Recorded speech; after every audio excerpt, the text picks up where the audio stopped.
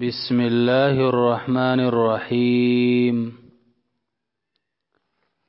من حسن إسلام المرء تركه ما لا يعنيه. ده حدیث ترمذی کی راغلی دی. د الله رسول صلی الله علیه وسلم فرمایي چې د سړی اسلام چې خیسته کیږي او ایمان خیسته کیږي په دې خبره چې بی پیدي کارونه پریدي. بی پیدي کارونه د ایمان او اسلام خرابوي. د اسلام او د ایمان هغه نور او حسن ختمي.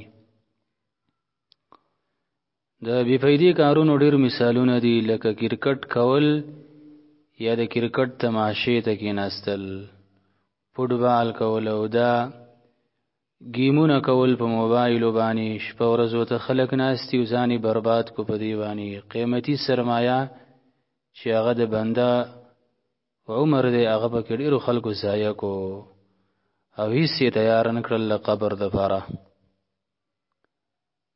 دارنګه لډو کول، تاشونه کول، په دکانونو او بیٹکونو کې د شپې غب شپ او مجلسونه لګول بے پیدي.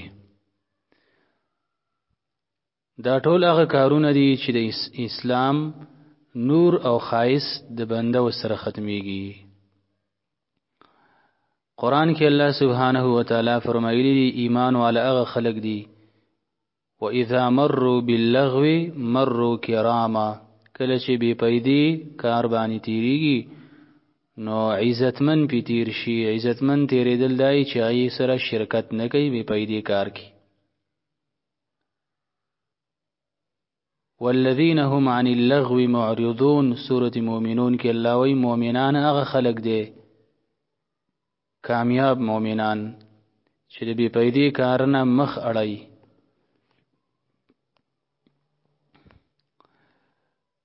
من حسن اسلام المرء. د خایس د اسلام د سړینا ترکو پر خودل د غدی د هغدی ما هغه کار لرا لا یعنیه چې پیدا نه ورکی غلرا. پیدا نه ورکی دینی پیدا پکې نوی.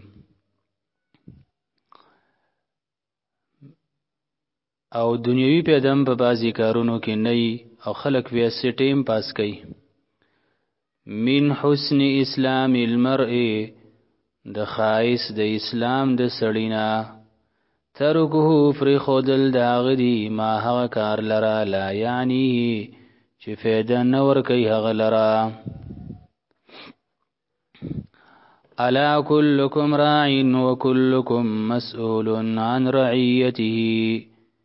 رواه البخاري ومسلم. دا حدیث عبد الله ابن عمر نقل کړی. دا اوږد حدیث ته بخاری شریف کې راغلی دی. دلته دا اوږد حدیث نه یو ټوټه راغسته ده چې د الله رسول صلی الله علیه وسلم فرمایي هر یو پتا سو کې ذمہوار دی، ذمہوار، او د هر یو تن نه به د خپلې ذمہواری او د خپل رعیت تپوس کیږي. بادشاہ په ټول ملک باندې راعی او ذمہوار دی. دا ټول ملک دا غیر رعیت دی، د دې تپوس بدی کیږي چې تا ته دین رسولې دی، د الله احکامات دی وته رسولې دي، د الله نه دی يرولې دي او کنه. څومره چې چا ذمہواری عہده درجه سیوای دومره به ذمہواری دا غ سیوای. مسجد کې امام دی، دا ټول کله دا غیر رعیت دی، دوی ته بد الله پاک او صفا دین بیانې. کور ته بیان نه کو دا ذمہوار دی. د کور مشر د ټول کور ذمہوار دی. د الله نبی یری قو انفسکم واهلیکم نارا. الله فرمایلی دی ځانم بچی خپل کور او عالم بچی د ورنه. د خپل بچو، د خپل زامنو، نونو، بیبیانو، نګیندو د کور مشر ذمہواری چې د الله نبی یری او حق او دعوت به ورسی. کو هغه نه مانی به داغي خپل جرمی. کور کې خزه ذمہواره د خپل خاون په مال او په خپل بچو باندې. داغي تپوس بتی کی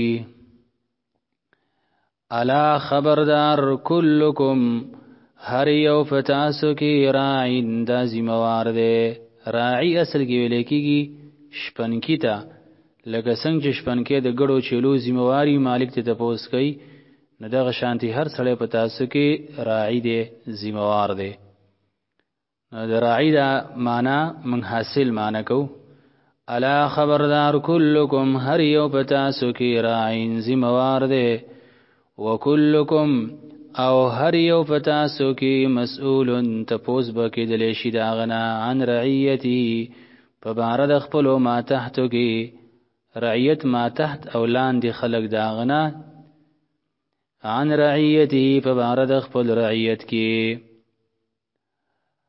لفظی معنی بیا الا خبردار کلکم هر یو پتاسو کی راعین زموار دی. وکلکم او هر یو پتاسو کی مسئولن تفوز بتی کی دلیشی عن رعیتی په باره د خپل ما تحت خلقو کی.